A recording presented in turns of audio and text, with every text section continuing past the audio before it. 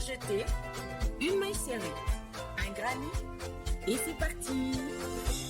Exubile tendrement ces petites abeilles, toujours occupées, jamais en veille. C'est pas compliqué, on va y arriver avec nos menus. Un microchip. Bonjour à tous, j'espère que vous allez bien. On se retrouve aujourd'hui pour ce nouveau pas à pas. Ce nouveau pas à pas que j'aurais bien nommé la traîtresse. Voilà. Non mais j'ai pas osé quand même. C'était pas... Alors, je vous dis en deux mots. C'est mon amie, donc Chantal, qui a décidé de se mettre au tricot. Voilà. Donc, avec une petite pointe de jalousie, vous savez, mon côté tricoteuse contrariée. Eh bien, j'ai décidé pour Noël de lui faire cadeau un sac à ouvrage. Elle n'arrêtait pas de m'en parler et quand elle me disait les prix, waouh, je trouvais ça un petit peu cher. Je me suis dit, avec un tiers du prix, nous on peut au crochet en faire et un pas moins sympathique. Je pense que vous avez l'image, j'espère que vous pensez la même chose. Donc elle pourra mettre ses petits ouvrages, son petit ouvrage, son encours dans ce joli sac.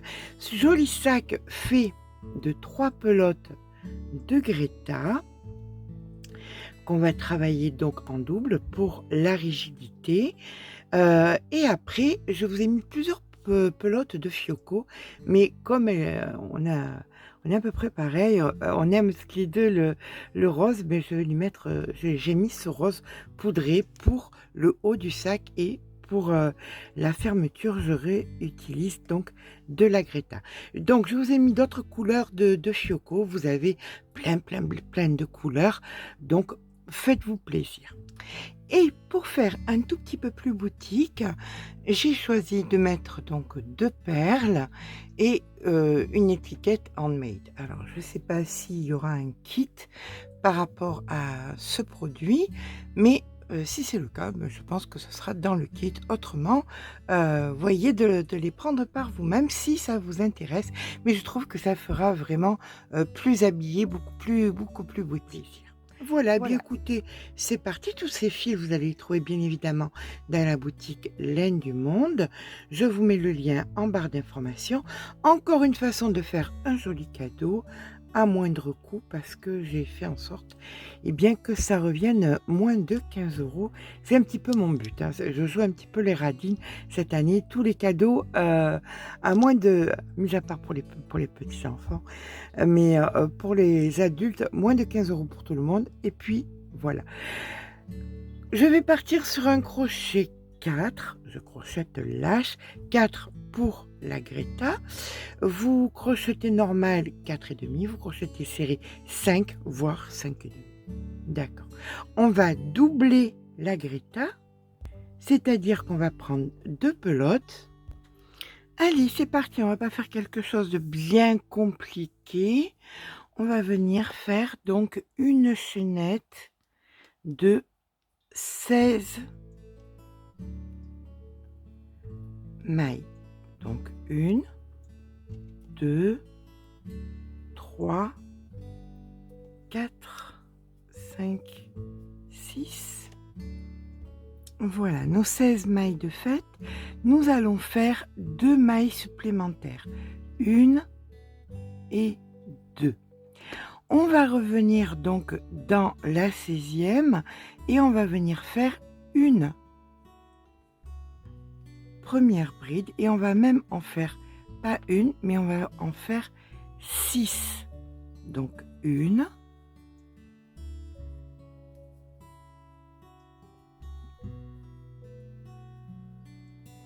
2,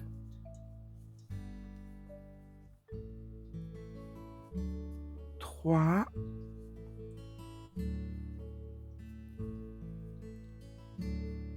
4,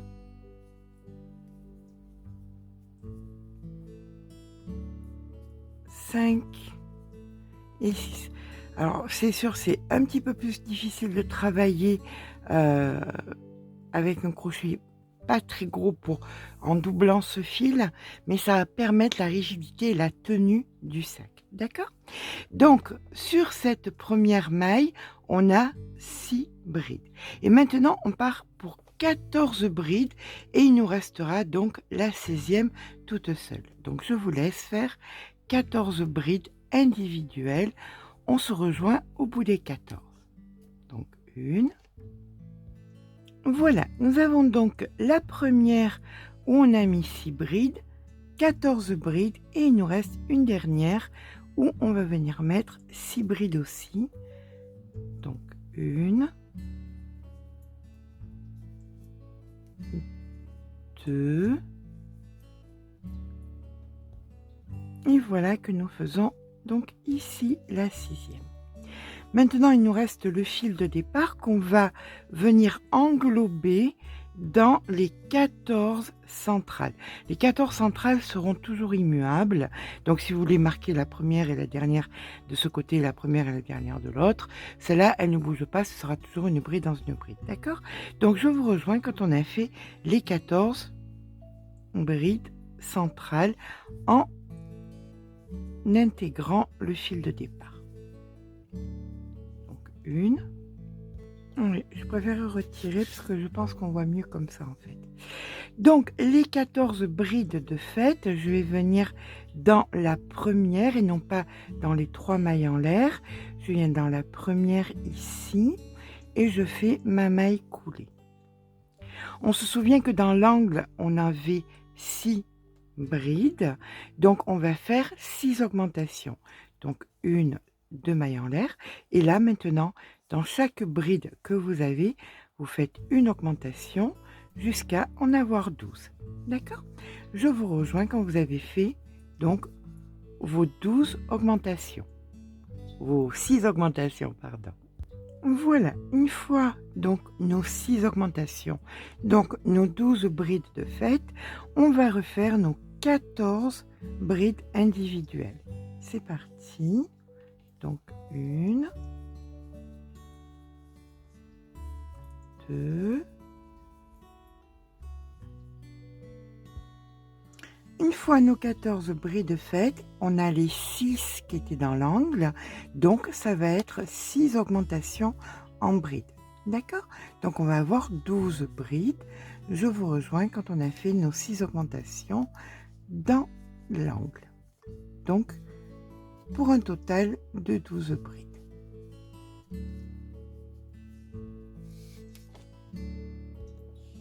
Donc, nos 12 de fête, nous allons faire les 14 brides individuelles.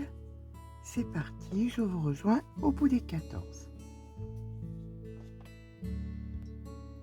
Donc, nos 14 de fête, on va venir ici dans la première.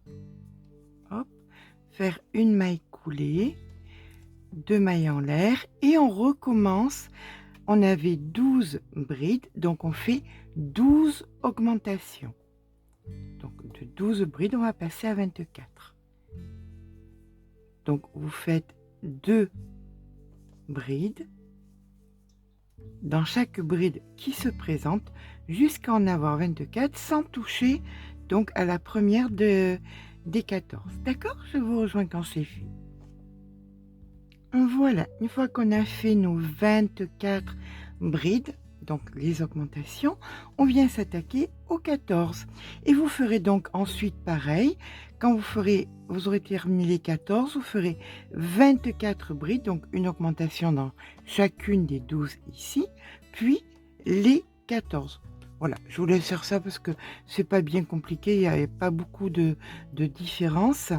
Donc, on se rejoint quand on a fait 14, 12 augmentations, 24 brides, puis 14, on se rejoint au début. Allez, eh bien on est parti pour le rang suivant en faisant une maille coulée. Oui, j'ai sorti ma balance, vous savez que j'adore travailler avec ma balance pour savoir où j'en suis par rapport à mon cahier des charges. Vous voyez le produit fini, mais moi je travaille de la façon suivante. Je me donne un cahier des charges parce que je ne veux pas que vous gaspillez trop d'argent. Donc, je me donne un cahier des charges. Il faut que je pèse pour savoir chaque fois comment évolue mon travail pour que ça rentre dans le cahier des charges. Allez, c'est parti pour un autre rang. On vient faire donc 2 mailles en l'air. 1, 2. Et là, nous allons faire 8 brides. Donc, on se positionne bien dans les brides. Pas 8, pardon, excusez-moi. 7 brides. Donc, 1, 2, 3,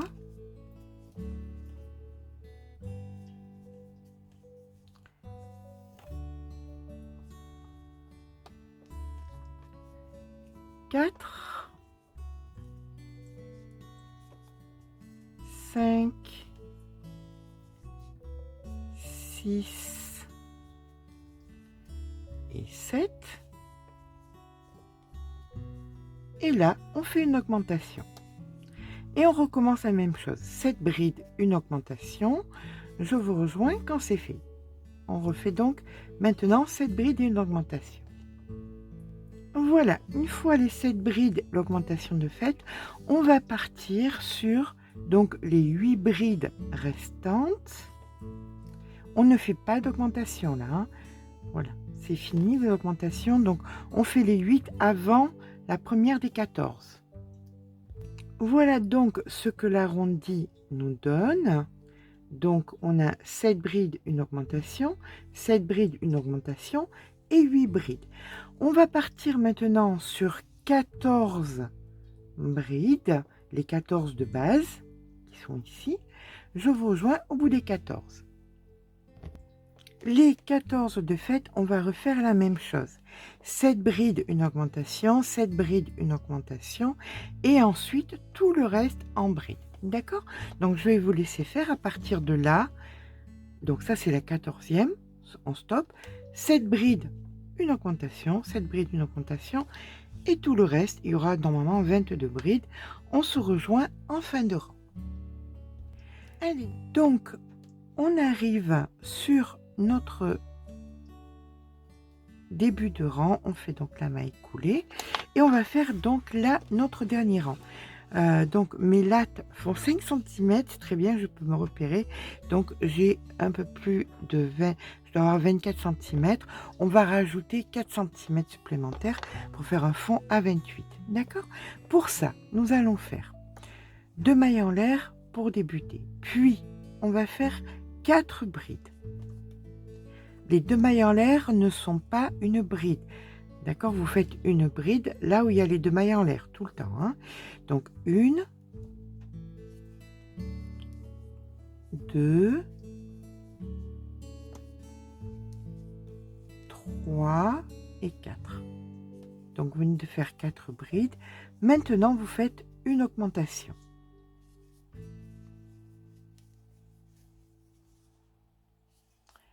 Et on recommence. 4 brides, 1, 2, 3, 4 et une augmentation.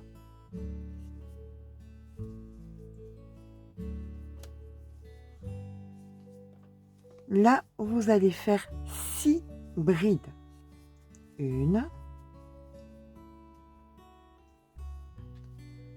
2, 3, 4, 5 et 6 et une augmentation.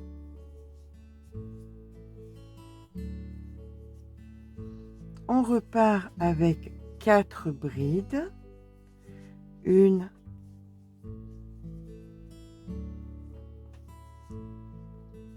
2,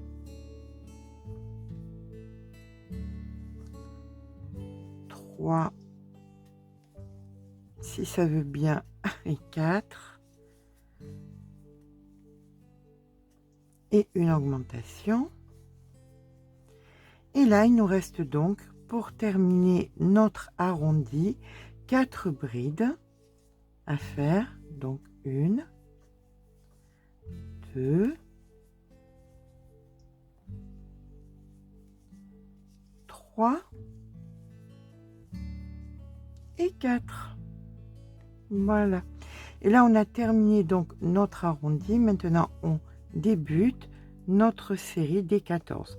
On vient faire donc les 14. Là, dans l'arrondi, vous avez 30 brides.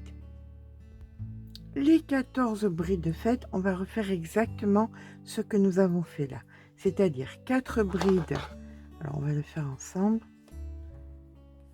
4 brides et une augmentation. 1, 2, 3, 4, une augmentation. On recommence 4 brides, une augmentation. 1, 2, 3, 4, une augmentation.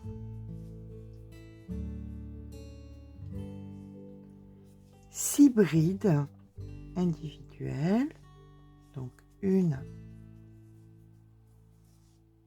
2,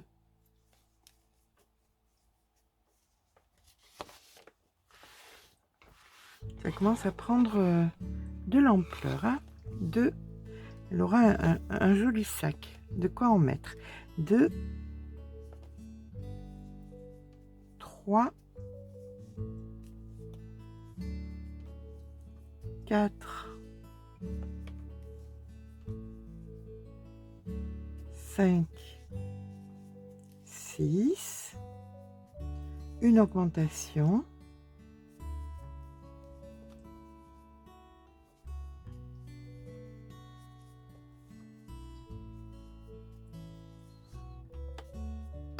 Et là, on part donc sur 1,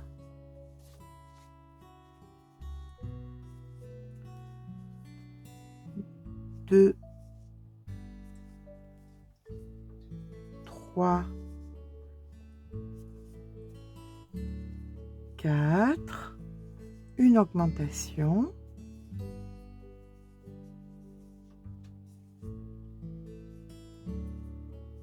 Et là maintenant, on fait uniquement des brides jusqu'à la fin du rang. On se rejoint en fin de rang. Voilà, on termine donc notre rang par une maille coulée. Alors, normalement, vous devriez avoir 88 mailles. C'est pas important parce qu'on va pas faire un point multiple. On va faire quelque chose de simple parce qu'on veut de la rigidité. C'est ça qui est important. On veut quelque chose de solide et on veut pas quelque chose. Je pars pas sur quelque chose d'esthétique avec des multiples. D'accord?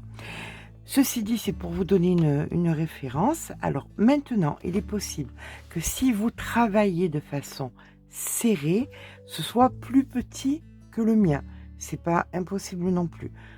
Mais c'est pas la fin du monde. Si vous voulez rajouter un rang de demi-bride autour pour faire plus grand, c'est à vous de voir. D'accord? Là, nous, on va venir faire une maille en l'air. Et on va partir à faire de la maille serrée en brin arrière uniquement sur la totalité de notre rang. Je vous rejoins en fin de rang avec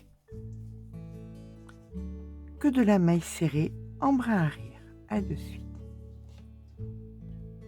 Voilà, et bien une fois que vous arrivez à la fin du rang, vous n'allez pas faire de maille coulée. On va venir travailler de façon circulaire. Et on va travailler comment? On va travailler donc dans la première maille, ici. Vous allez venir faire donc une maille serrée. Dans la maille d'après, vous allez faire une maille serrée, mais allongé, c'est-à-dire que vous allez venir piquer en bas. Pourquoi on fait ça? Pour rigidifier notre petit sac à ouvrage. Dans celle d'après, une normale. Dans celle d'après, une allongée. Dans celle d'après, une normale. Dans celle d'après, une allongée, etc., etc. Et vous allez faire ça, donc, on va venir jusqu'ici, jusqu'à la fin. Je vous montrerai comment reprendre le rang et ensuite, vous ferez la hauteur. Et bien voilà, quand on arrive à la fin du rang, on voit ici que nous avons une allongée. Là, j'ai une normale, donc la suivante ici, c'est une allongée. Celle d'après, là où il y avait l'allongée, ça devient une normale. Celle d'après, où c'était une normale, eh bien, ça devient une allongée. L'allongée devient une normale.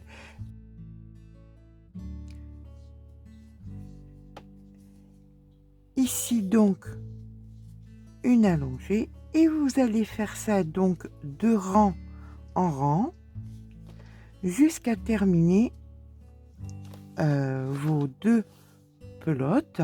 On se rejoint quand les 2 pelotes sont terminées.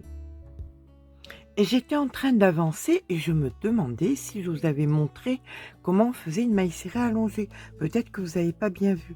Alors c'est surtout pour les débutantes. La maille serrée normale, c'est la maille qu'on fait ici. Donc, comme ceci. Et quand elle est allongée, c'est quand vous avez la maille d'avant et que vous venez piquer juste dessous. Voilà, je suis désolée de ne pas avoir précisé. Donc, normal et allongé, c'est dessous la maille serrée normale. On vient piquer et on fait une maille serrée allongée. Désolée si ça me semblait cohérent, mais je suis désolée, j'avais oublié pour les débutantes. Voilà, allez, je continue à tourner jusqu'à épuiser mes 2 pelotes. Il en reste encore, il me reste tout ça. À tout à l'heure.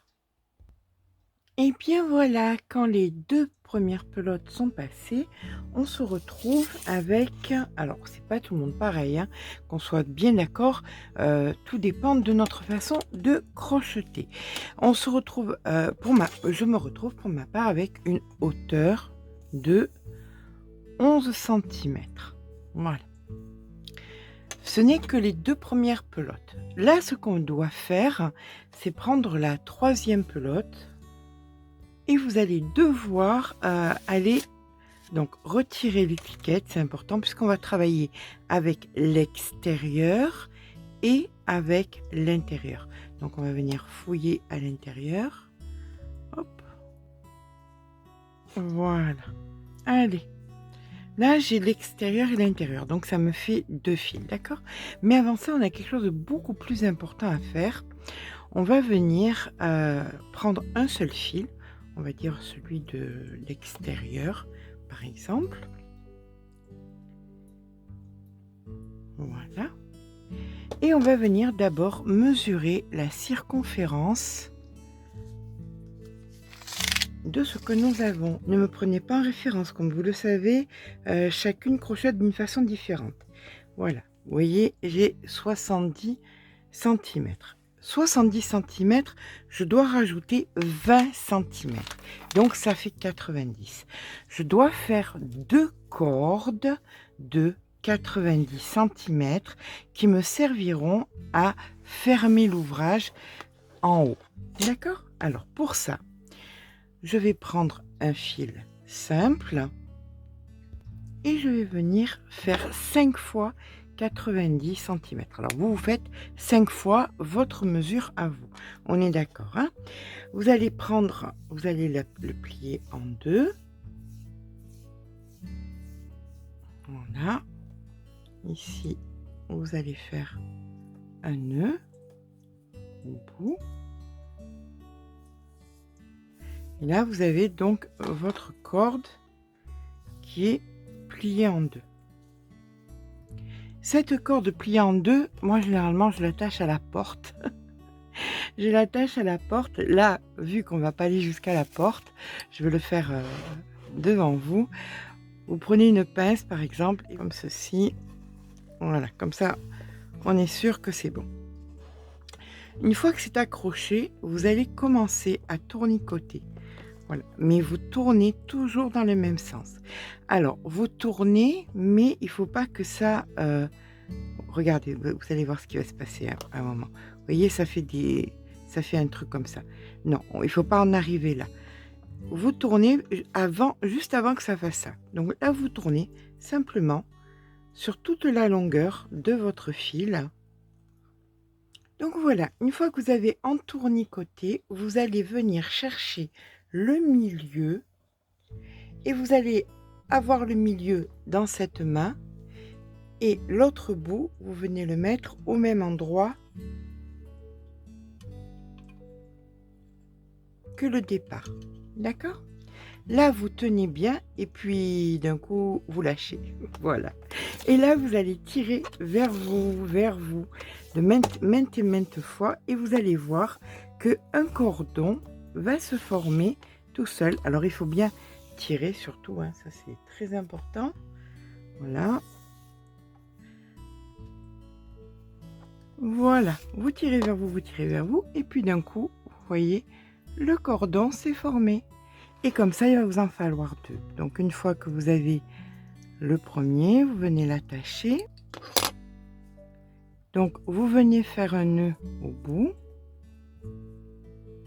le plus loin possible pour récupérer un maximum de fil, mais pas de l'autre côté. De l'autre côté, vous ne faites pas de nœud parce qu'il va falloir qu'on le glisse à l'intérieur et il faut que ce soit sans le nœud. D'accord? Un côté avec nœud et de l'autre côté sans le nœud.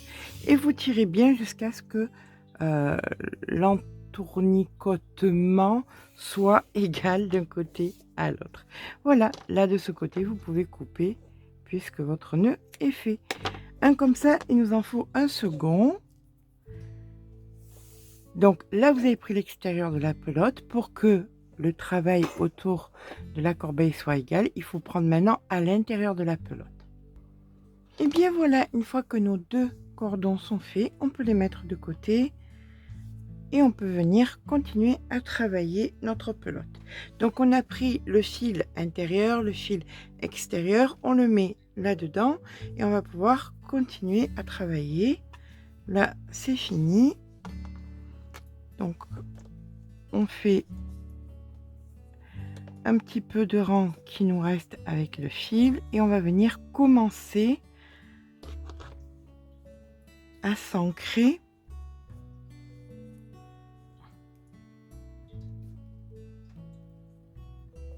avec la nouvelle pelote. Alors on s'ancre mais on ne fait pas de gros nœuds pour pas qu'il y ait un gros dénivelé, hein. Voilà, comme ceci. Là maintenant,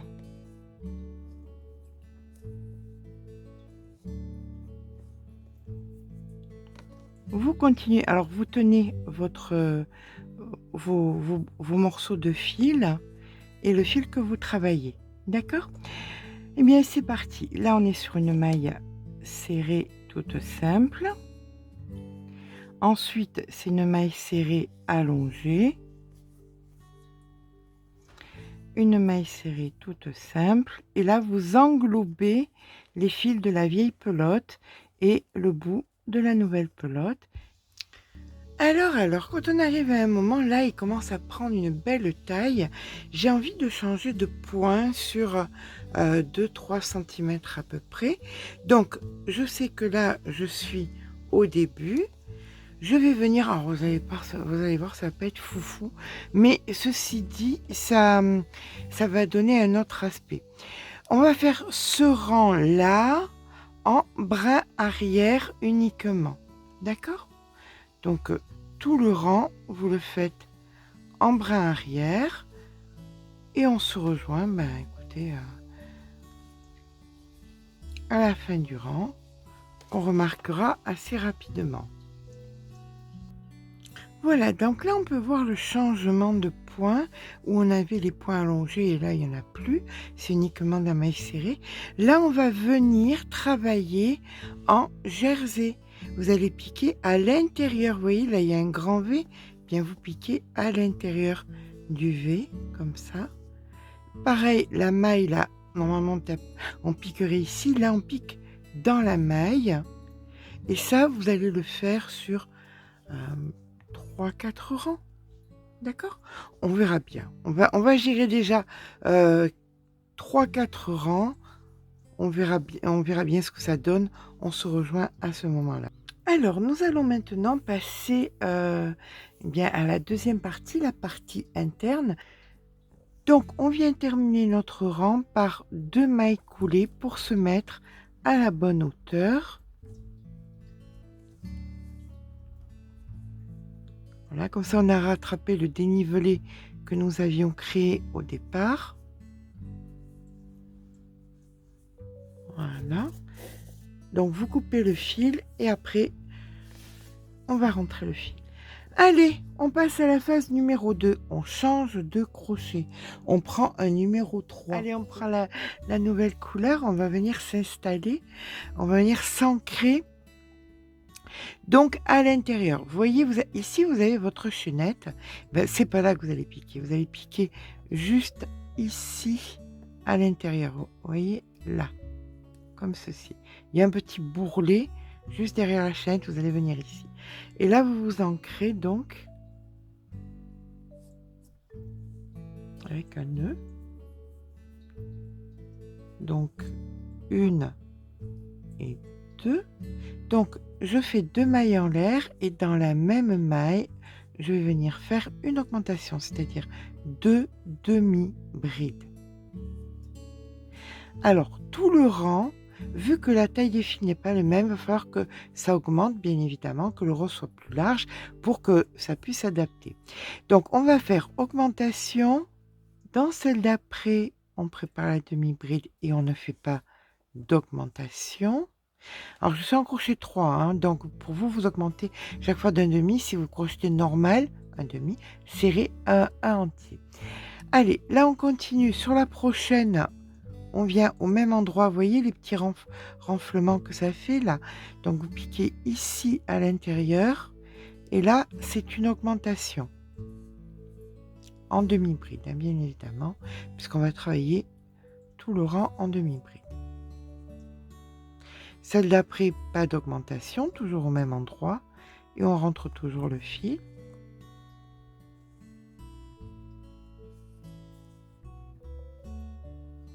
Celle d'après, augmentation. Et on fait ça donc sur la totalité du rang. On se rejoint à la fin du rang. Quand on arrive en fin de rang, on vient donc dans la première faire une maille coulée. 2 mailles en l'air.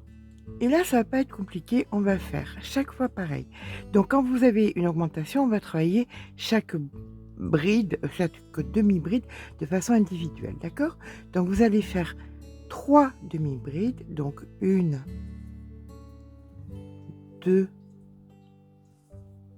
3, et la quatrième, vous la prenez par l'avant, tout simplement. Et vous recommencez 1, 2, 3 et la quatrième prise par l'avant. Alors le plus compliqué c'est de repérer celles qui sont en double et de bien les compter, d'accord? Autrement il n'y a pas de difficulté. Donc 3 demi-brides, une par l'avant, etc., etc., jusqu'à la fin du rang. Donc là nous terminons le rang avec une maille coulée, une, 2 mailles en l'air et vous recommencez exactement pareil, c'est-à-dire 3 demi-brides, donc 1, 2, 3 et la quatrième, vous allez la prendre par l'avant et ça vous le ferez sur tous les rangs, d'accord? Voilà, et on repart. 3 demi-brides, donc 1, 2, 3 et la 4e par l'avant. Eh bien écoutez, on se retrouve entre 13 et 15 cm. Je vous dis à tout à l'heure. Et bien voilà, quand une partie, un côté, quand vous le pliez vers l'intérieur, rejoint quasiment, attendez, hop, donc là je suis arrivée à la fin de mon rang, j'ai fait ma maille coulée. Quand une partie, voilà, quand vous faites comme ça et que cette partie rejoint cette partie, c'est le bon moment pour préparer, pour mettre les cordons. Pour mettre le cordon, donc on va venir donc se positionner. Alors, je ne peux pas vous dire la hauteur parce qu'on n'a pas la même main, donc la problématique étant que ça dépendra, vous, combien votre ouvrage mesure, ça dépend de beaucoup de choses. Simplement, c'est un repère que je vous donne. Là, on vient faire donc une maille en l'air et on va venir faire donc une demi-bride, deux mailles en l'air et 2 demi-brides. Donc, une première ici. Et dans la demi-bride par l'avant, on fait donc notre demi-bride par l'avant. Et c'est reparti. Deux mailles en l'air. On vient faire donc une demi-bride. Ou pas. Une demi-bride. Puis, on vient faire notre demi-bride par l'avant. Vous voyez, là, on est en train de créer donc de quoi passer le cordon. Et ça, vous le faites sur la totalité du rang, 2 mailles en l'air, une demi-bride, puis une demi-bride prise par l'avant, là où on les prenait par l'avant. Et on fait ça donc sur la totalité du rang, on se retrouve donc en fin de rang. Voilà, donc une fois qu'on a terminé notre rang, on vient dans la première maille, comme ceci, et on vient faire donc 2 mailles en l'air et on recommence donc à refaire nos demi-brides. Je n'arrive pas à attraper la maille, donc celle-ci par l'avant.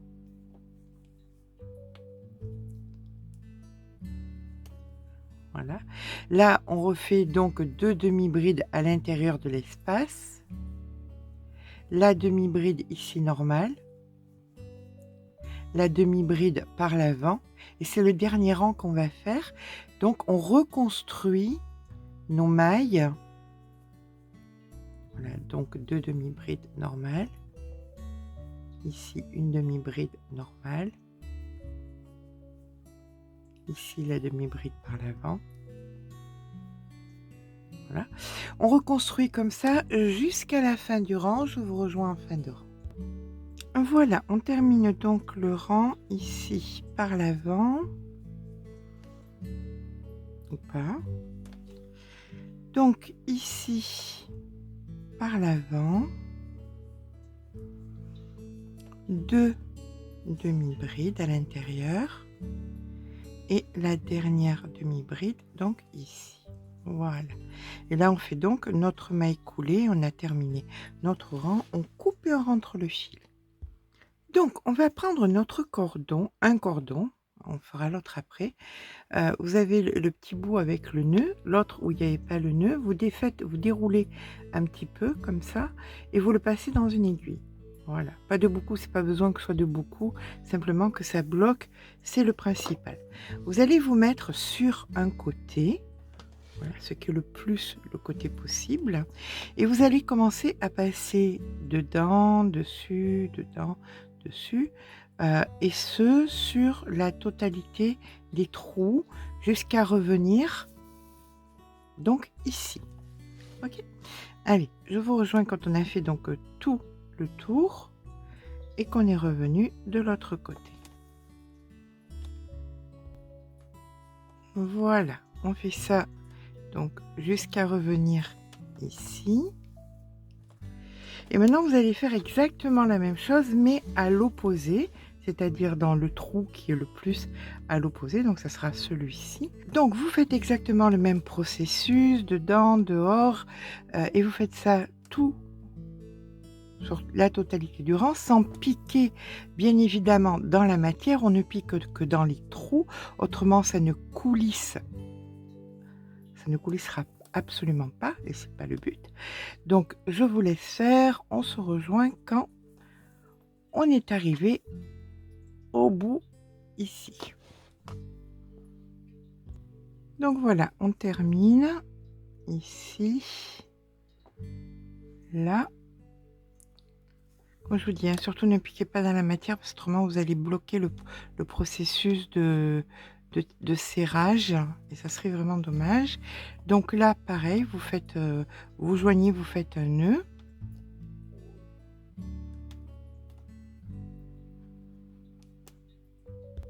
Donc voilà, une fois que vous avez fait votre nœud, vous allez répartir les fils. Hop, voilà, vous tirez pour répartir d'un côté, vous tirez pour répartir donc de l'autre. Et maintenant, il vous suffit simplement de tirer sur les deux pour venir fermer. Voilà qu'on a fait notre sac à ouvrage. Alors, il nous reste du fil. Et on va l'utiliser. Je vous propose d'utiliser tout le fil qui vous reste, qu'il soit rose, qu'il soit pas rose. Vous allez faire des petits rectangles de la grandeur. Alors, vous allez prendre la grandeur à peu près. Si là, moi, j'ai une totalité de 15 cm. Je vais faire des rectangles d'à peu près 10 cm. Allez, 10, 11 cm.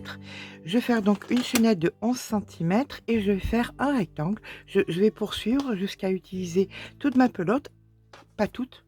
Bien évidemment, je vais garder, voilà, ben ça, on va commencer là. Je vais garder du fil pour pouvoir coudre et joindre. Donc voilà, ce fil-là, ça me servira. Hop, je le coupe, je le mets de côté. Et tout le reste, tout ce qui me reste, je vais faire un rectangle de 11 cm sur la longueur que je pourrai.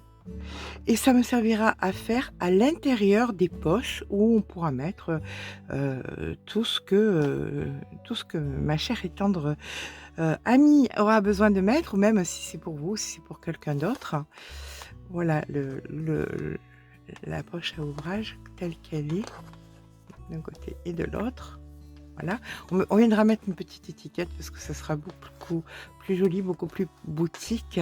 Vu la grandeur du fond, hein, on est quand même sur 15 cm, ça fait quand même un beau sac à ouvrage. Voilà, bien volumineux. Il y a vraiment de quoi en mettre, de mettre un ouvrage en cours sans aucun souci. Donc, je vous rejoins quand j'ai crocheté avec mon crochet numéro 3.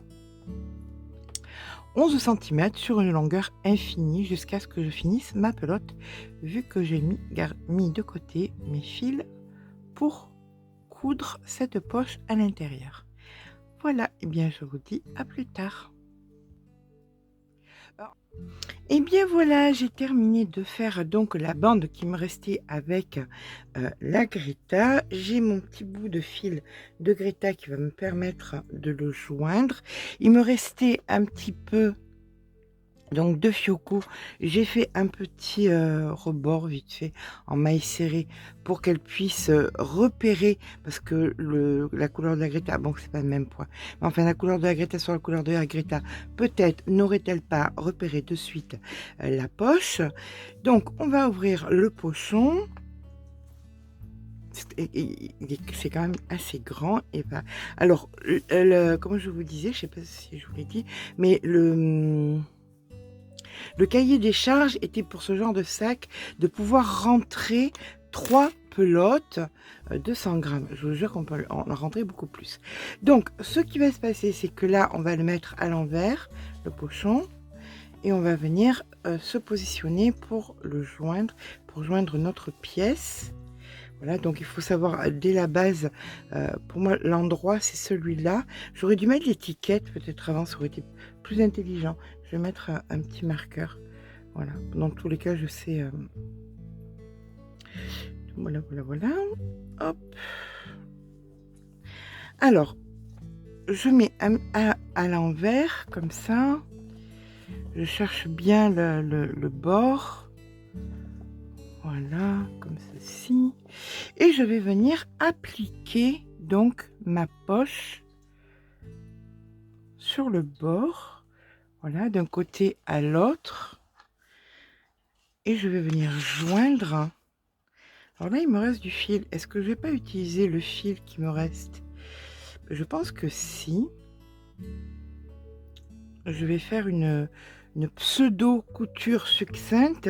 Ce qu'il y a de génial, c'est que comme c'est, ça peut être relativement droit, eh bien on va y aller. Alors on se pose le plus près d'en bas, bien évidemment. Et là, bah, écoutez, vous joignez. Voilà, vous récupérez donc vos mailles, par exemple, les mailles les plus longues, comme ceci, et vous joignez sur la totalité. Alors, je ne vais pas vous embêter avec ce genre de choses qui n'a pas trop d'intérêt. Ce qui est intéressant de faire. Donc là, vous allez joindre ici.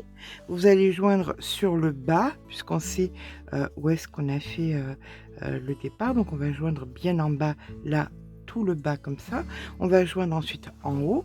Et si vous voulez créer des poches, vous allez découper des petits morceaux de fil et vous allez faire donc des coutures qui passeront d'un côté à l'autre, formant ainsi des poches intérieures. D'accord? Je pense que moi, je vais en faire ou 2 ou 3 parce que j'aimerais bien qu'elle puisse mettre ses patrons. Alors, peut-être que je vais en faire une plus petite et une un petit peu plus grande. Voilà, pour qu'elle puisse mettre 3 poches. Je vais faire 3 poches avec ça. Vous pouvez bien évidemment, s'il vous reste un petit peu plus de fiocco, faire des poches supplémentaires de l'autre côté. C'est à vous de voir. Je vous rejoins quand j'ai terminé. Donc, pour faire les poches, eh bien, c'est pas compliqué. Vous allez venir piquer. Vous voyez, ça fait des traits. Ben, vous venez, vous piquez à l'intérieur d'un côté. Vous passez, vous avez la main à l'intérieur, là, comme ça vous sentez. Et vous faites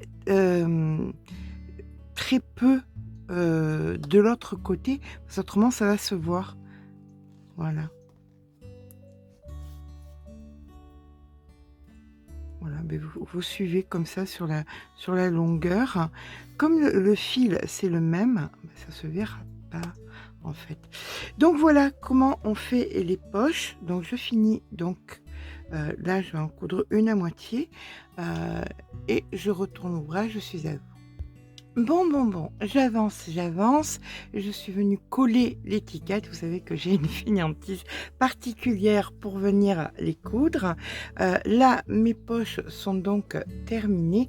Pensez bien à renforcer la couture à faire plusieurs allers-retours parce que si ça force, ça va venir forcer d'ici.